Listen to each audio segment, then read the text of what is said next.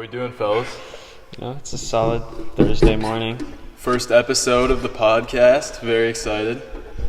Very happy to be with you guys here to discuss some heavy topics. Some heavy, some not so heavy. Some not so heavy, some lighter. But what I really want to start off here, guys, is so I was surfing around the internet the other day, all right? And I came across this thing called horse diving. Okay, have you guys heard about this? I have not seen this. This is some wild stuff right here. Atlantic City. So, just for some context, this is in 1959, all right? People in 1959 didn't have phones, okay?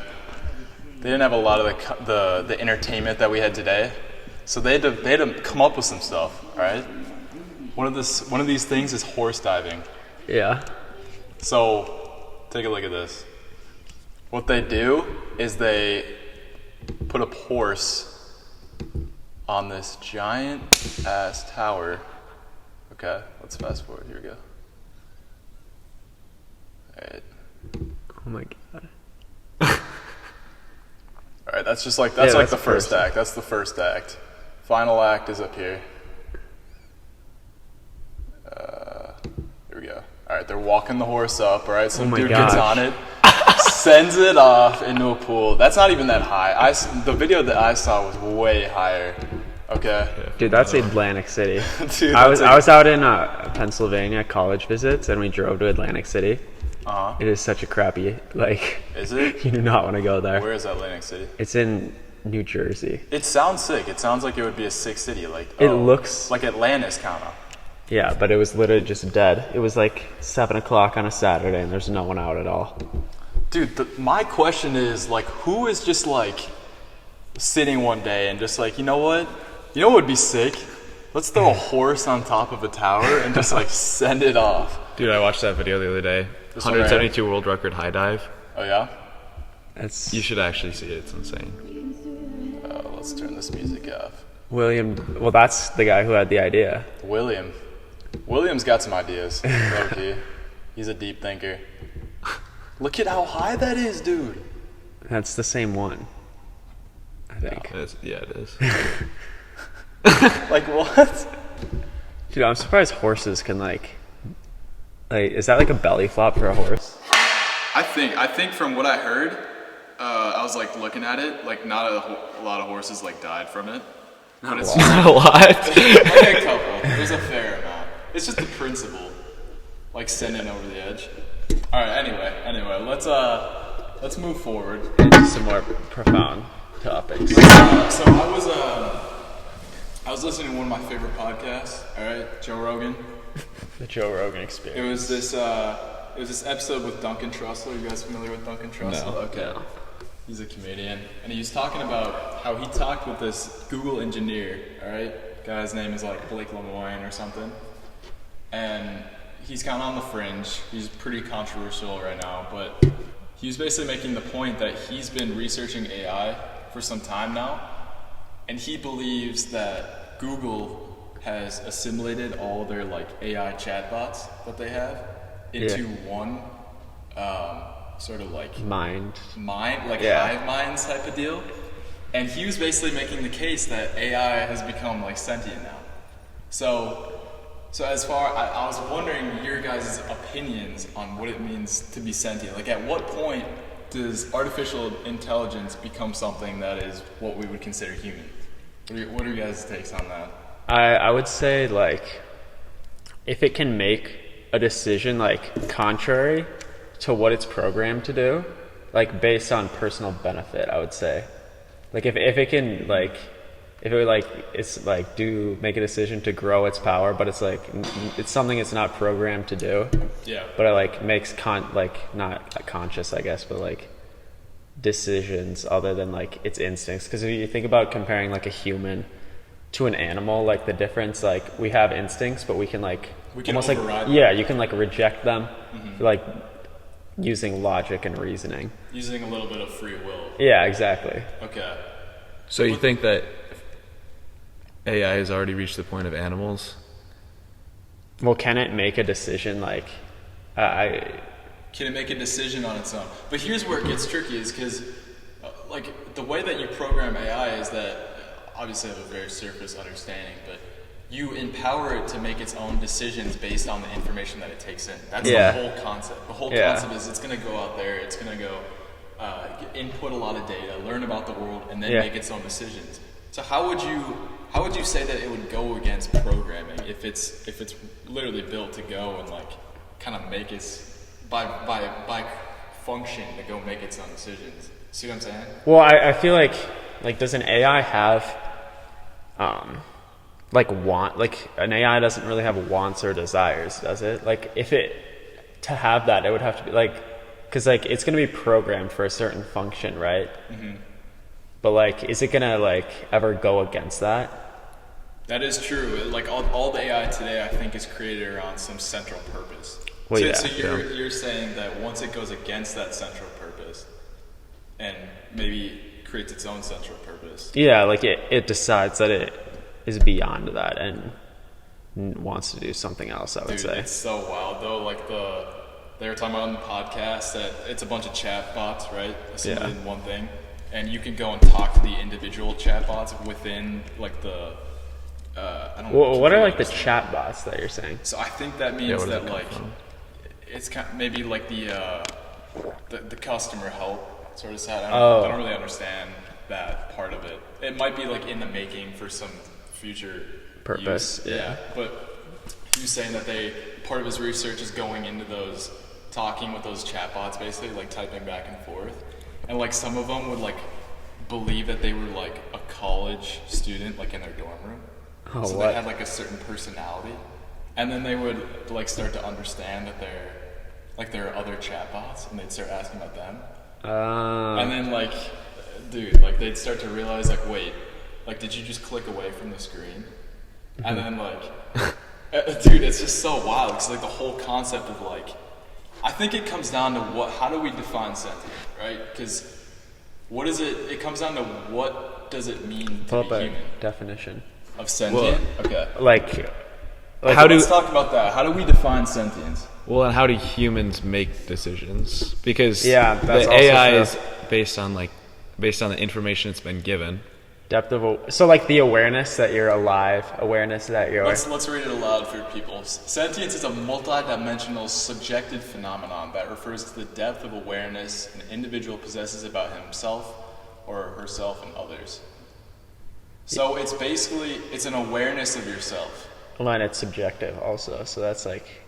Yeah. So it's a perception. It's a perception of yourself. Well, that's one thing is like is there anything really like that different? See it at the bottom, Scientific American, there's that article. Yeah. But like a human brain, like is it like chemically that much different than an animal's brain? Like, you know what I mean? That's the thing. Because it shouldn't be any different. Like if you look at it, it's all like the same thing.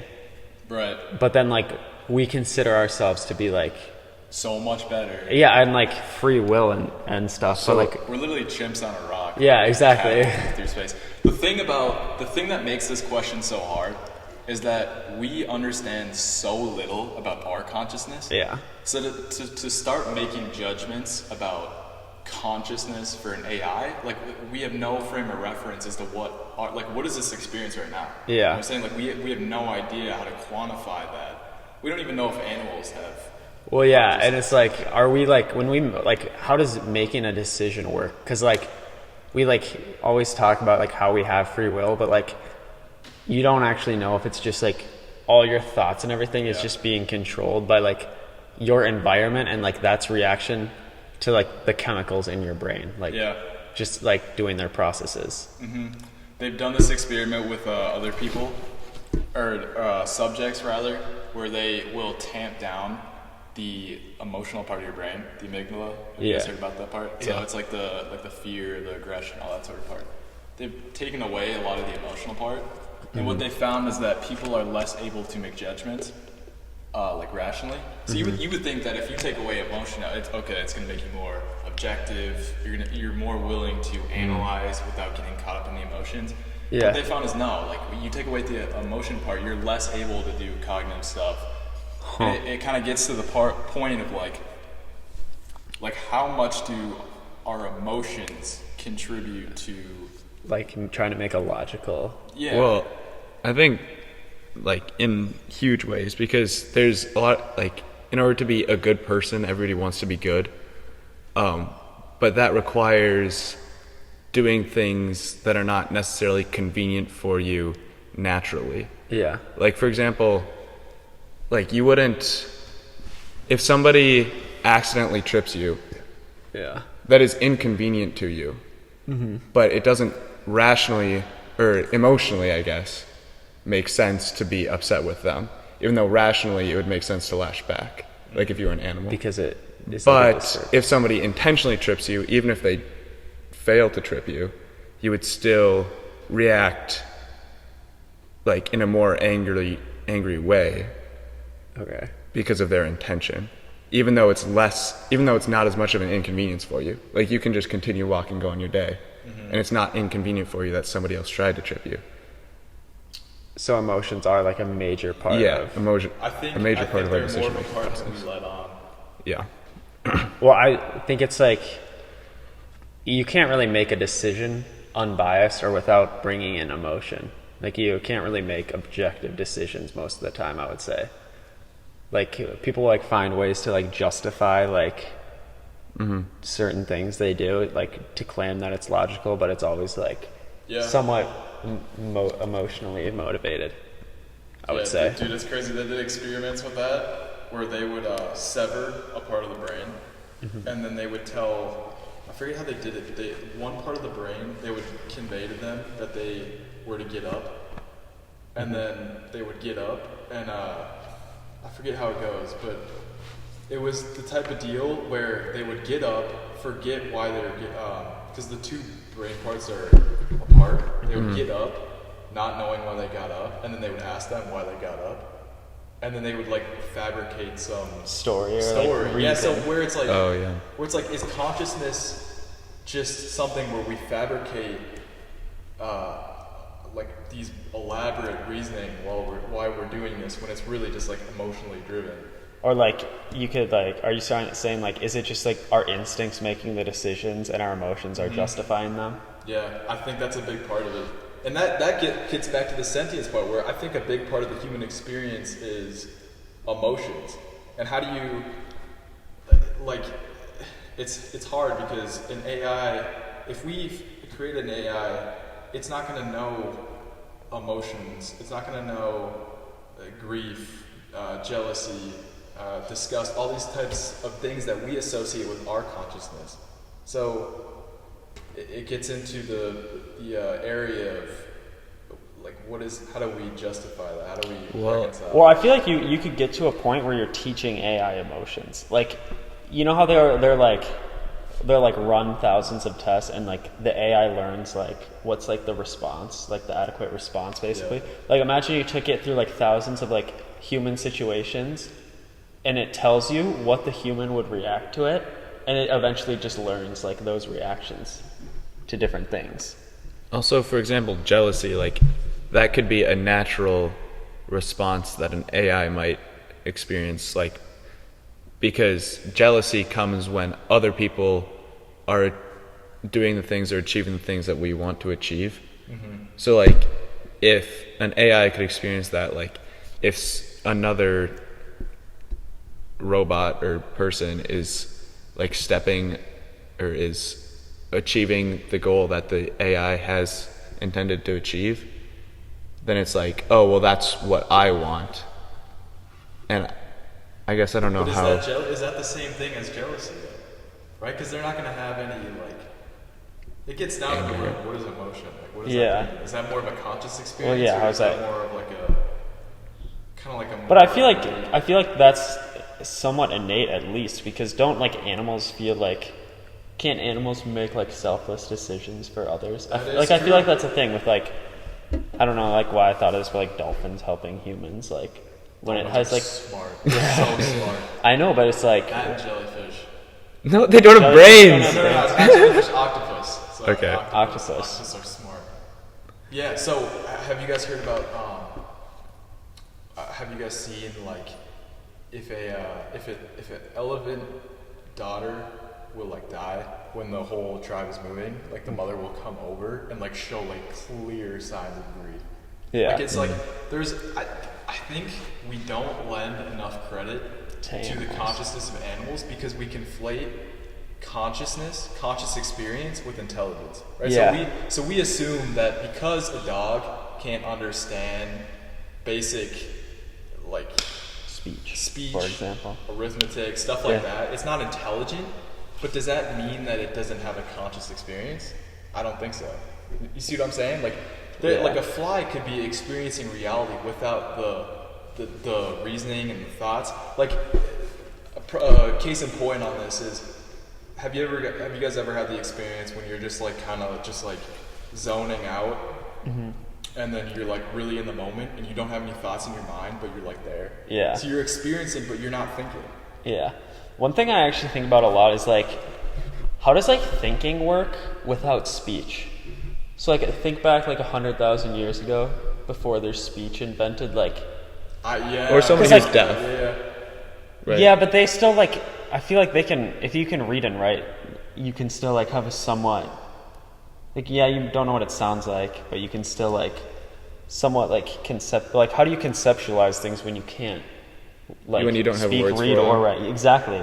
Because like it's like the caveman like drawing pictures. Like, what is like what are like thoughts like? Are you just like thinking? What's the inner monologue like? Yeah, because I feel like you talk to yourself a lot. So like, how do you talk to yourself without words? Yeah, that's such a good the question. whole concept of speech and thinking is. Have you guys heard of the concept of doublespeak? Like 1984. It's kind of the same deal. So I was watching this video on doublespeak, and it was basically making the point that like so many institutions in the U.S. use doublespeak to manipulate. It's like the biggest culprit of this is the government. So like, have you guys heard about like the death tax? Basically, it's like when a person or your family dies, they'll tax the family. They call it an estate tax. Oh, but really, it's like a death tax. Yeah. Okay. So it's like that kind of like masking. Like they don't call it the Department of War. They call it the Department of Defense. Yeah. They don't call it like the spy agency. They call it Central Intelligence Agency. So it's stuff like that. The same thing with say the food market, where you have all natural. Like, what does that even mean? What does all natural mean? Yeah. Everything came from the earth at some point. Exactly. Like it's like that word is like so overly used that it becomes meaningless. Yeah. It's that thing where it's like speech is like so intertwined with like how. And like especially like when stuff is like unregulated. Mm-hmm. Like, I know you talk about like the natural. Like if you see like natural flavors on like a ingredient, it just means they start with something natural and then they can add up to 100 chemical ingredients to it to like change it. But as long as you started with something natural, you can say it's natural. It's the same thing as artificial flavors, basically. Yeah. You can start with whatever you want, do whatever you want to it, and they can just call it that. Well, the thing is, in 1984, like the government intentionally was removing words. So like going back to the caveman thing, where you can't object to this. Like, or you can't have ideas that are contrary. Yeah. Because you don't have the words to formulate that idea. But I feel like you can still have ideas though, because I feel like even without words, you can like still have ideas. Because like, say you're like a caveman, you can be like, okay, I need to go out and get food, but you don't think that. But you just like, would you just like think yourself walking around, going around like hunter gathering? I wonder if like the advent of speech is correlated with making decisions like humans do. Because if you think about it like a dog does, like they don't think about stuff, it's just like kind of arises. Maybe it was that type of deal where it just kind of arose. Like you weren't like thinking it over in your mind, you were just kind of acting upon it. You know what I'm saying? Dude, I want to go back to what you said about like the government like taking away words. There's this lady, Yunomi Park. She's been on like a ton of podcasts, and she basically her story is that she grew up in North Korea and she escaped. And there's a bit of controversy about like some of the stuff that she says and how she might be trying to monetize her story and like fabricating stuff. Okay. But so keep that in mind when I say this. But one of the things that she said about North Korea, which is like a government like 1984, Or it's like, That might be an issue. or Do you want to check on it? Uh, It should be fine. Well, you can keep going now.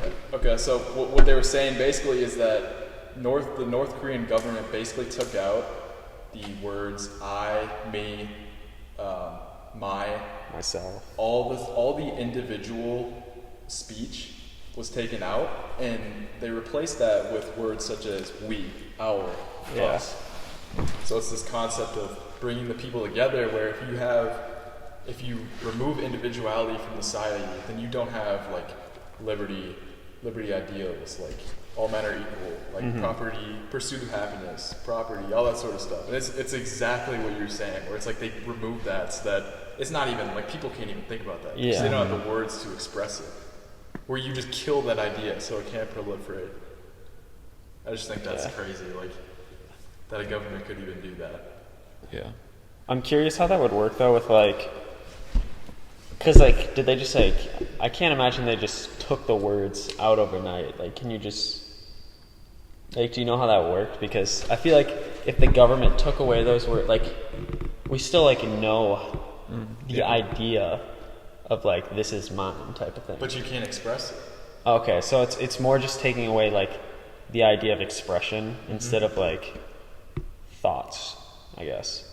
Yeah, how does an idea spread if it doesn't have A way to be expressed. a way to be expressed? It's like how do you make a fire without firewood? It's like the same type of deal where you can't make something if you don't have the material to do it. Oh, okay. Yeah, no, I just thought that was wild, man. North Korea, have you guys looked at North Korea at all?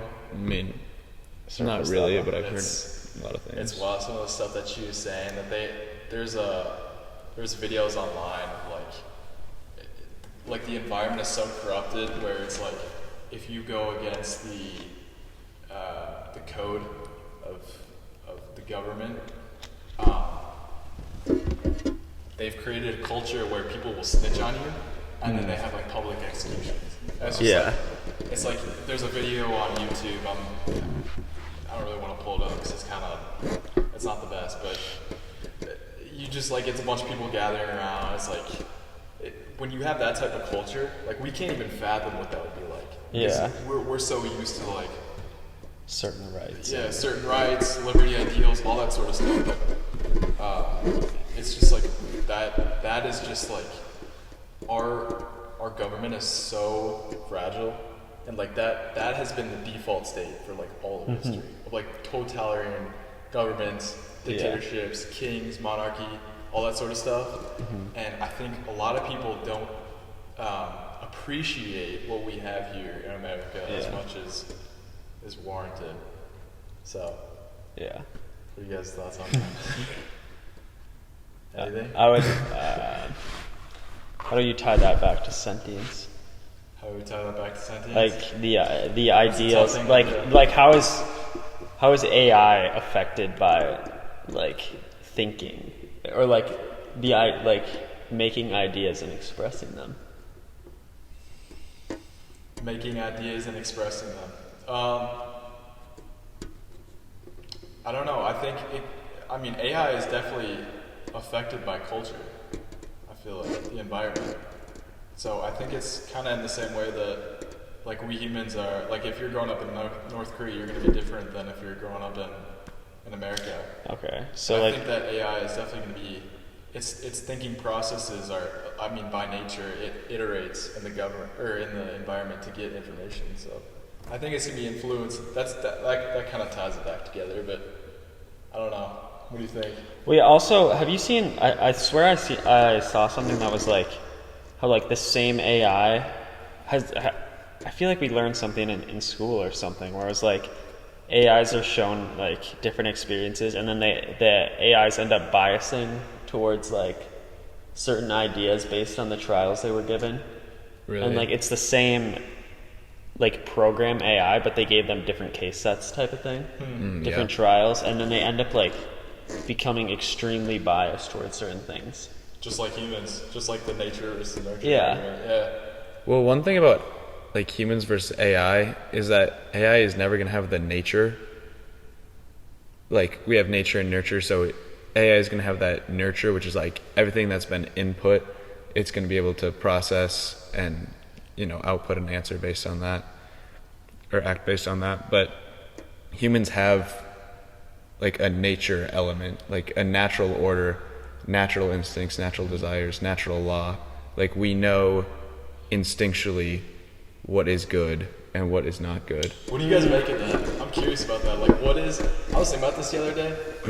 If you look across cultures over time, this concept of morality is present in like everyone. Yeah. And obviously it varies from culture to culture, but the core concepts of morality are like present in all cultures. Like the concept of honor, like the concept of familial love and like respect, right? And the value of filial piety, like that.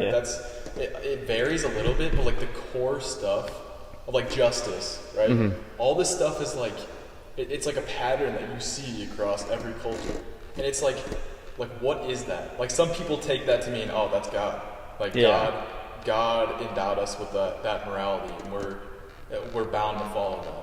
But other people say no, that's not God. That's evolutionary, right? That's where like the concept of family, duty, that arose because as humans we have to attend to our family in order to survive. It's stuff like that. So I was wondering where you guys fall on that. I would definitely say that it's God, so it's clear that there's like a natural order because all these things, like all humans throughout history have agreed on these certain things, like the value of human life and all the other things that you've been talking about. And so like that's the case that C.S. Lewis makes for God actually in one of his books. I read that. Mere Christian. Yeah, Mere Christian. Did you read that book? Yeah, that's where the idea comes from. Yeah, and so like, and one of the things is like, it seems that other cultures throughout history have had different ideas, but if you boil it down, it's actually the same thing. Like Mayans sacrificed their children, so it seems that they don't have the idea that human life is valuable. But what it actually means is that that's the most valuable thing because that's the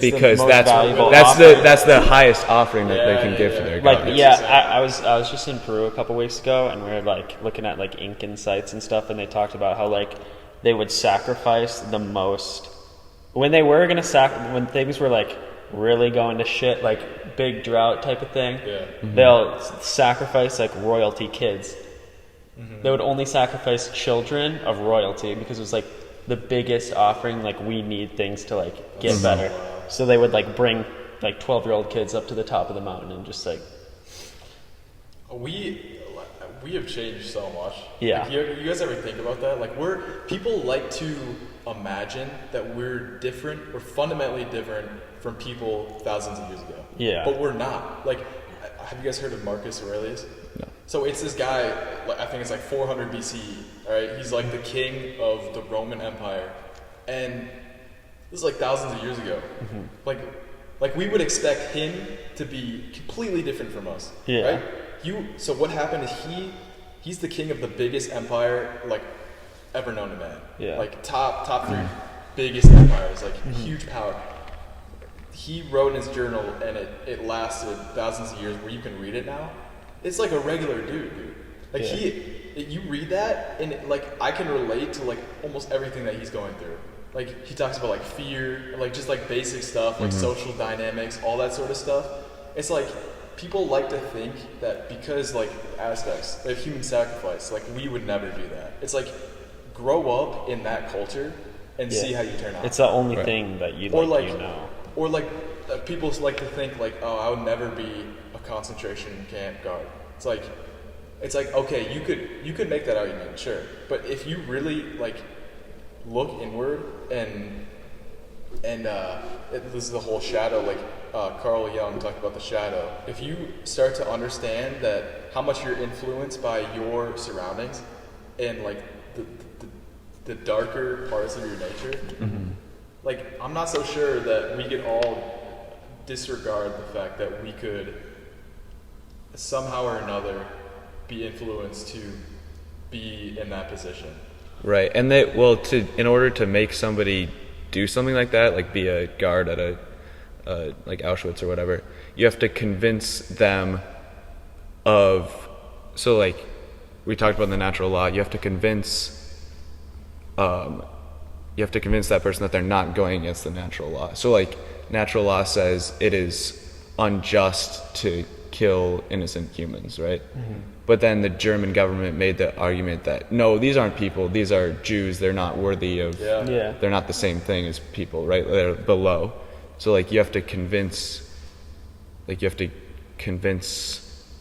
these people that they're not actually going against the natural instinct, the natural law. Well, I feel like almost everything, like human and animals, have some sort of like natural like desires. Like you were talking about how like the old emperor had the same natural like desires type of thing. Like, he sounds like a normal guy. Yep. But like, can you not argue that you see that in nature too? Like the ape, for example, wants to be like the head of his like pack or whatever. He wants to be the most powerful. Status. Yeah, exactly. Like status, desire, all that stuff is like sex. Yeah, exactly. Like food. Yeah. All that sort of like stuff. Like food, desire, all that stuff is like seen not only in humans but also animals in nature.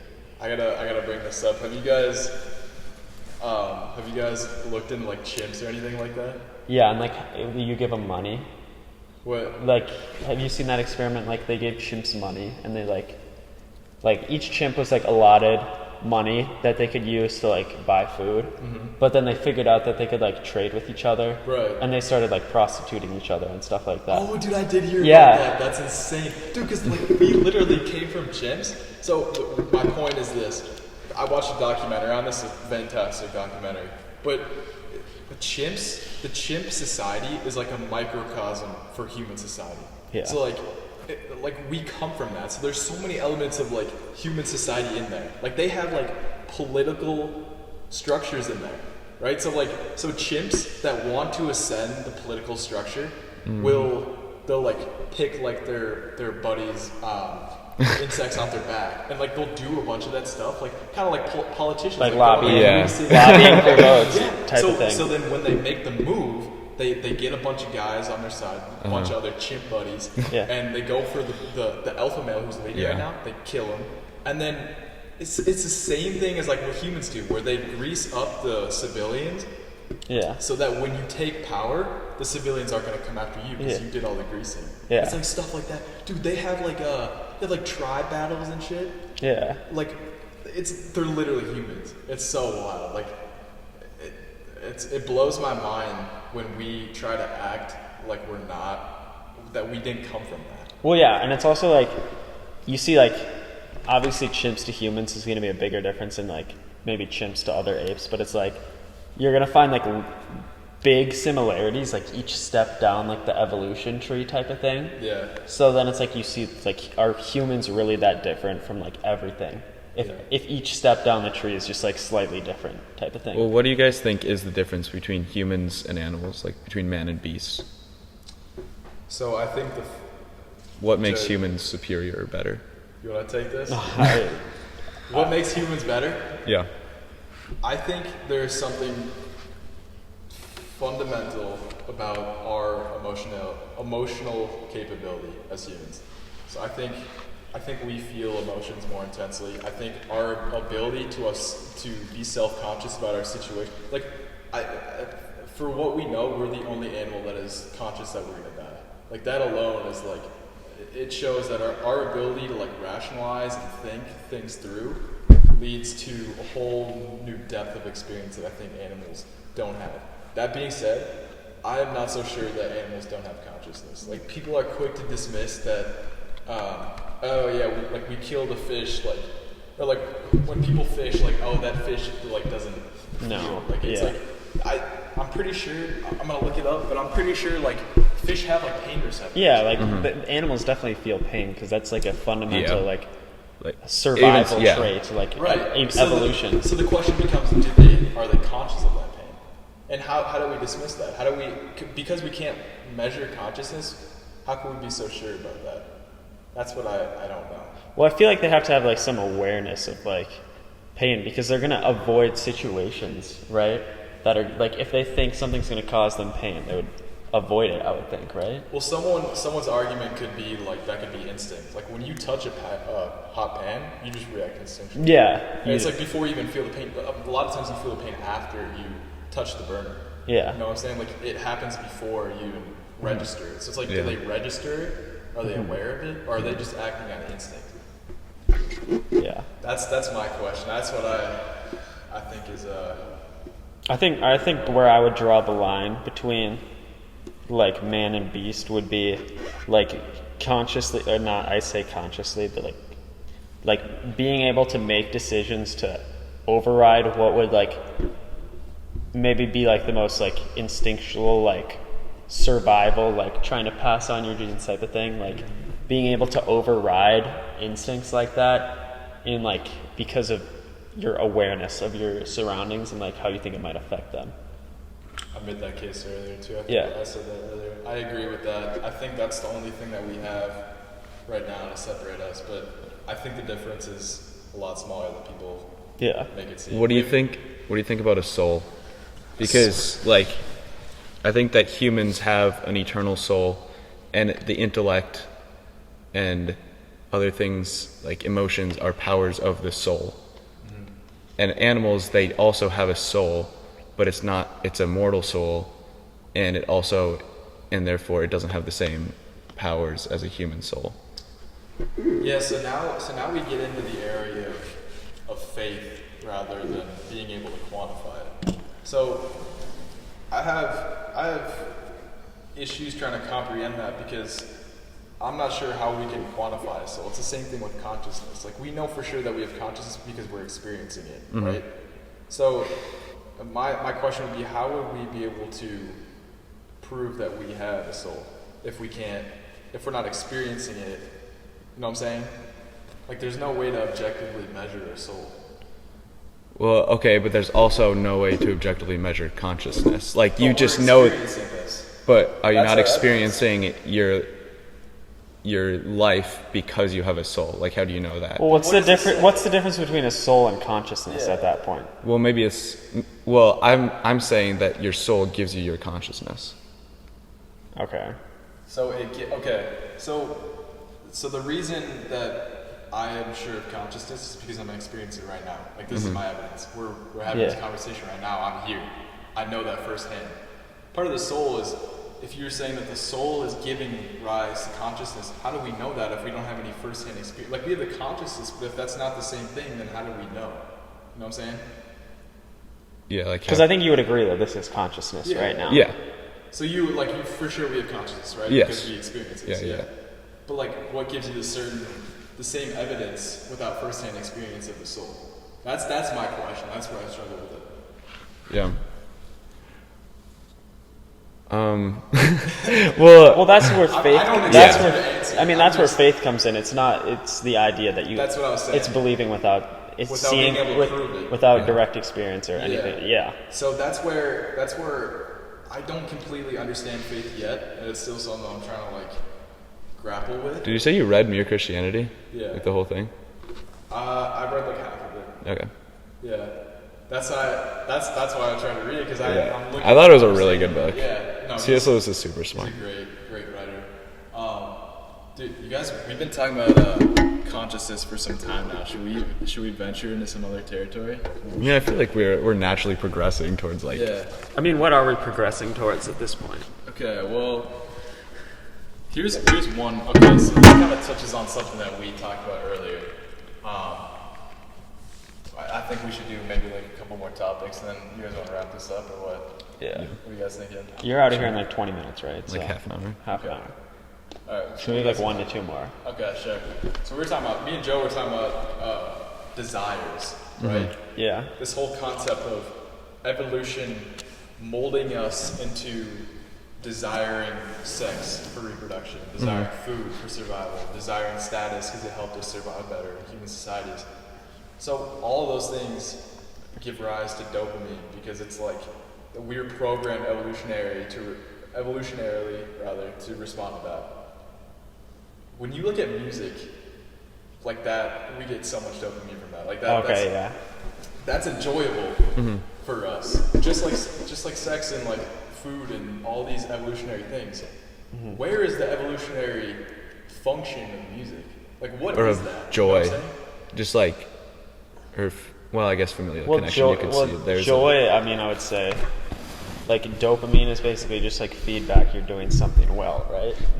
Like, you're doing something to successfully pass on your genes. So then how does music trigger that, basically? Exactly. Because you see it in pretty much every culture. culture. Yeah, so how does that, like a lot of times I like to think about, like, with natural selection, like, how does certain, like, for example, like, why are we ticklish? Like, why do we get annoyed when, like, a bug lands on us? Because, like, you think about it, there has to be some underlying reason of, like, why you develop that to help you survive. So, like, that was something I was thinking about.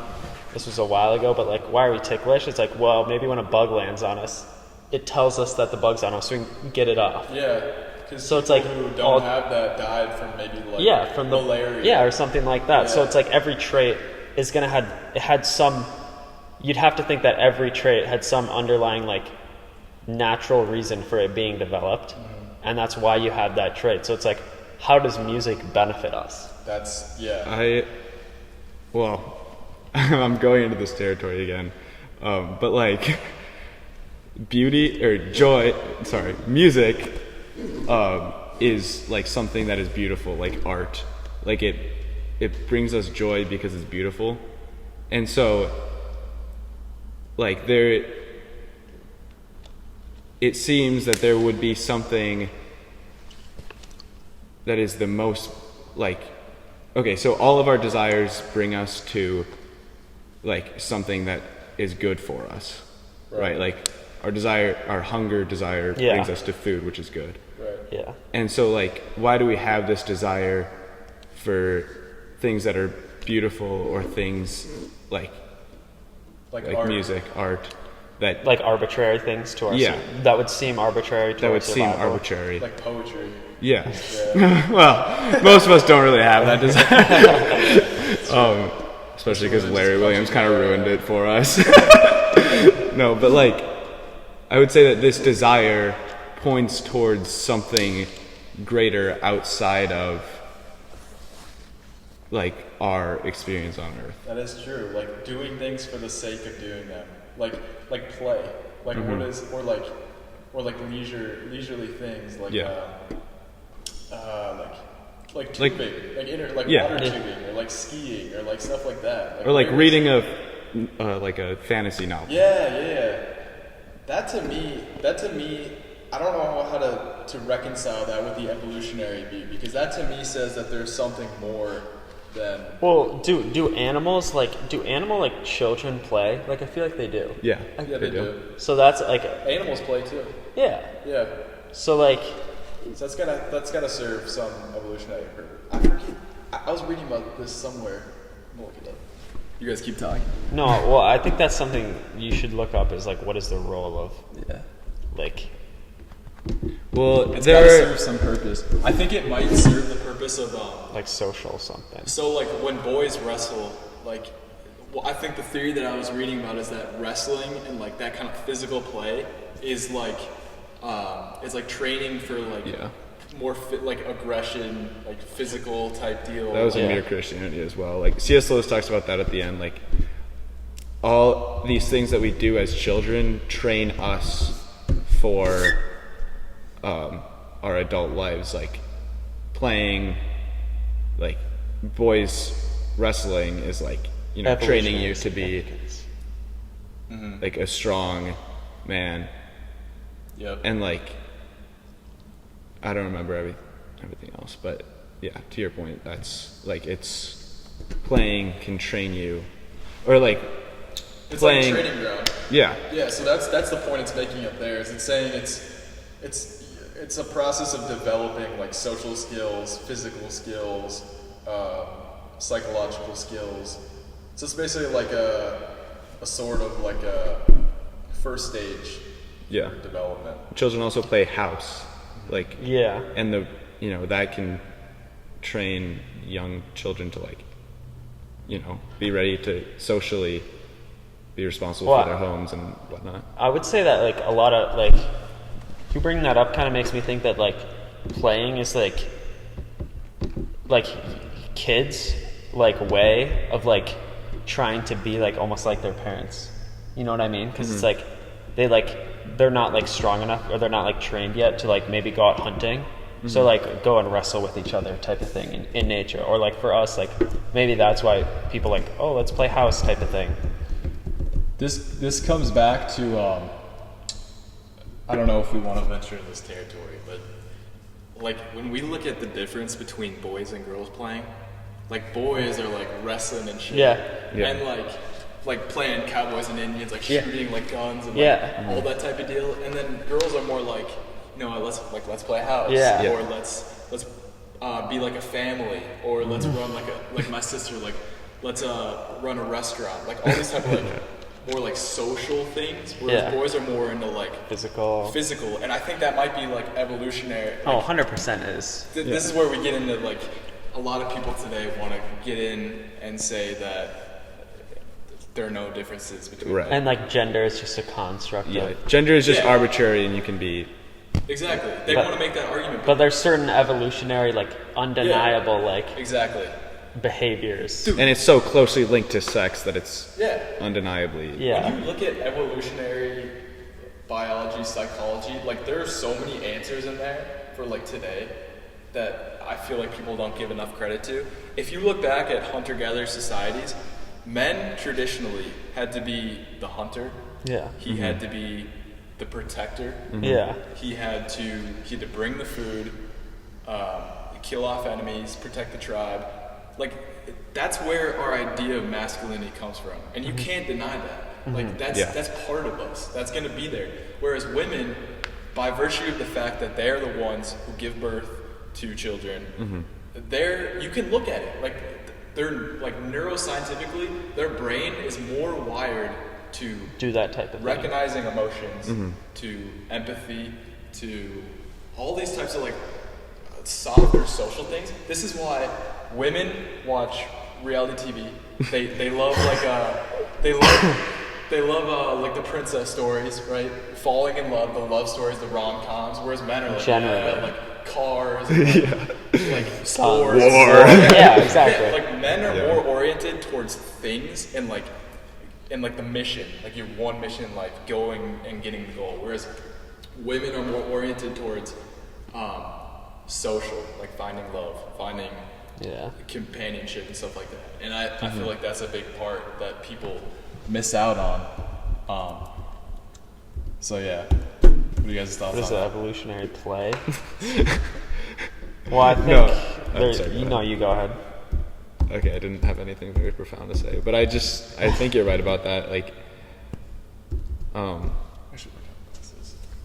people have such disdain for gender roles, but obviously, like in society for the past thousands of years, these gender roles have played such an important part, and they've been what allows society to grow into what it has.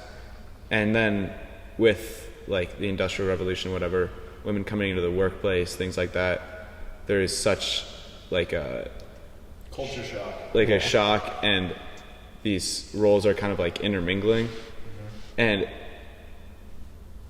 like it just seems, I don't really know what I'm trying to say, but like there was the Go ahead. I don't really know where I'm going. To me, it seems like you make a great point. Like when women enter this like voting and the workplace, it seems like we as a society are trying to grapple with that. And like, how do we reconcile that when men have traditionally been the providers, the workers, all that sort of stuff? Like we're in the process of like figuring that out. It seems like today they talk about the pendulum, right? It swings back and forth, political stuff. Right now we're swinging a little too much more towards like differences, you know what I'm saying? Like it's like there's no difference. Which obviously there is. There's difference, and by no means does that mean that men are better than women. Right. Yeah. It just means that you have to acknowledge that we're different. Yeah, people aren't trying to say like you're not like allowed to do these things. It's more like people saying like you're not naturally ordered towards these things. Well, yeah, there's objective like psychological differences. Yeah. Like you can't just deny that forever. Like, dude, the current political landscape is so broken right now. Yeah, and that's why it's so good for children to have a mother and a father, because. This is what I'm going with. Okay, sorry.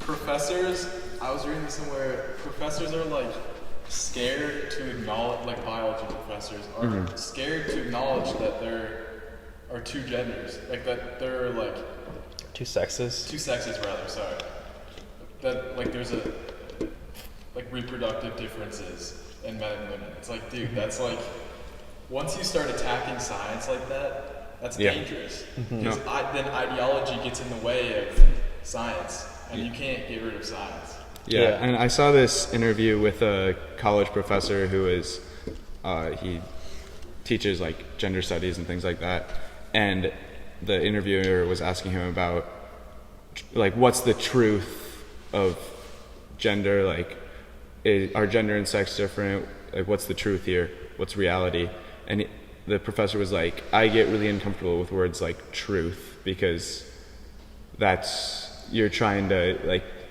what? Like why? You know? Like, no, there is a truth. Obviously, there is reality. And that's what the interviewer was saying. Like, there's the reality that we're sitting here right now. Yeah. And there is such thing as truth and absolute truth. And there's like, you know, there's objectiveness within the world, but reality still exists as it exists. You know? Well, yeah, I would say like one thing like humans want, you're curious, you like you want to have an objective understanding, so it's like you can't just like avoid that forever. Like at some point there has to be, like, people want a definite answer at some point. Like you can't just make up kind of what, I don't know. And the other thing is with gender, like, people have different temperaments. There are masculine women and there are feminine men, but what? Have you guys seen this video? No. Okay, this is like the far end. This just reminded me of this because we're talking about the differences between men and women. But rip Sean Connery, he passed away. But I was watching this video the other day. This is hilarious. Just watch this. Hold on. Turn this up. Years ago, you did an interview, which may come back to haunt you. You know what I'm going to say, right? No. You did an interview in which you said, not the worst thing to slap a woman now and then. As I remember, you said you don't do it with a clenched fist, it's better to do it with an open hand. Yeah, remember that? Yeah. Yeah. I didn't love that. I haven't changed my opinion. You haven't? No. Not at all. You think it's good to slap a woman? No, I don't think it's good. I think it's bad. I don't think it's that bad. I think that it depends entirely on the circumstances and if it merits it. Well, what would merit it? Well, if you have tried everything else, and women are pretty good at this, they can't leave it alone. They don't want to have the last word, and you give them the last word, but they're not happy with the last word. They want to say it again, and get into a really provocative situation. Then I think it's absolutely right. To give her a good slap? Yeah. How about she gives you a good slap back? Well, then you get into another area. I mean, then maybe she's getting to like it, and then it becomes something else. I don't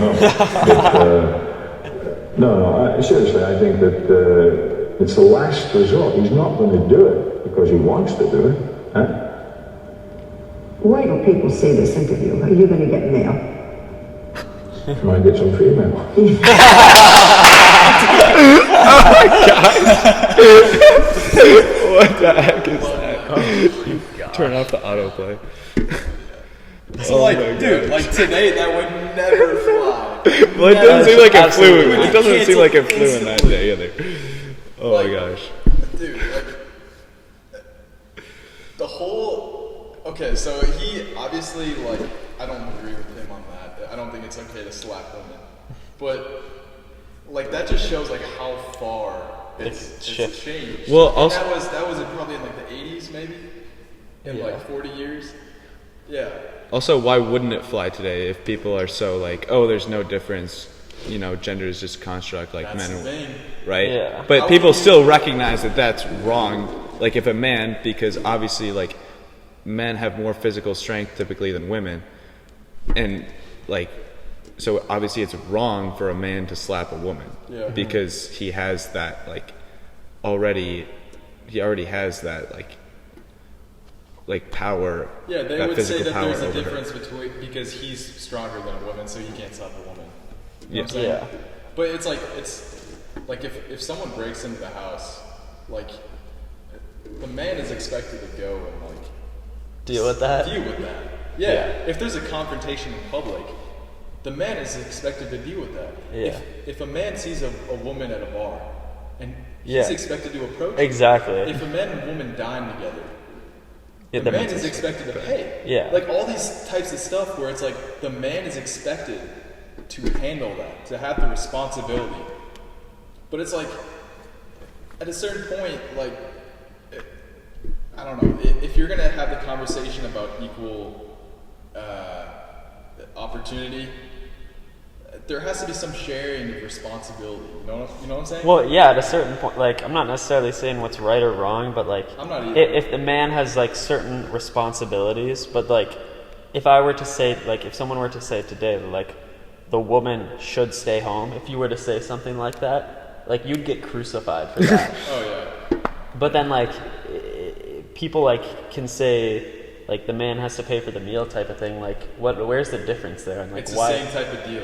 So, like, why is one okay and one not? I don't Because know. they're both cultural expectations that Yeah. we place on people. But honestly, now, I'm not saying that women should stay home, but one is more like biologically ordered, right? Like, Well, because well, I women mean, like have the man, bear like the children. the man, like standing up to the house intruder. That's like That's pretty. Both biologically they're ordered. both, I would like, say that evolutionary. they mostly are evolutionary. We were talking about this earlier. Like men have traditionally been the protectors of the tribe, the hunters, the aggressors, whereas women, caretakers. So they both kind of have like biological elements to it. Mm-hmm. But that doesn't make it right, okay? Yeah, Like, I'm obviously. not saying that women, because they're more empathetic, should stay home. That's not what I'm saying. I'm saying that there are differences that we have to acknowledge, and it's not like we just fabricated this out of thin air. Yeah. Like, Yeah. you guys should stay in the house. Like, it wasn't like that. Yeah. It was, there are roots in evolution that I think we need to acknowledge. Well, yeah, and I think people will say like, oh, like men have run society for however many thousand years or whatever. But then it's also like, well, that's because like I feel like the root like cause for that was because that's how, like, if you look at the chimps, I'm guessing you would see a similar thing with the men. So is that it's not like it's something we like tried to create because we hate women or something. It's not like a whole conspiracy. Yeah, exactly. It's more just like like physically like something that developed over time. I think it's by virtue of the fact that men are traditionally stronger. They're traditionally more aggressive. Okay? Both of those things lend themselves to taking power easier. Exactly. Right? Yeah. So just like by nature, like that's going to happen where the stronger and more aggressive one is going to take power. And I think that's where it is. All right, let's wrap it up on episode 1.